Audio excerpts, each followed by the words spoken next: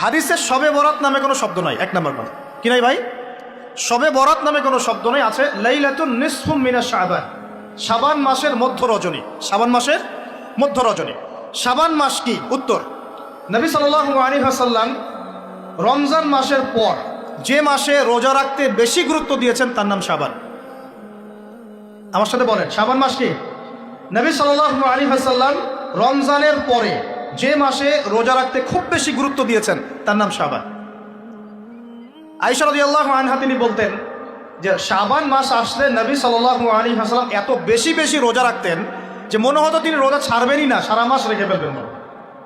বেশি থেকে বেশি রোজা রাখতেন শাবান মাসে। প্রশ্ন হচ্ছে কেন? উত্তর, এমনিতে এই মাসটা বরকতময় এবং এই মাসে আল্লাহ পাক তার রহমতে বিপুল সংখ্যক মানুষকে জাহান্নাম থেকে মুক্তি দান করেন। সুবহানাল্লাহ।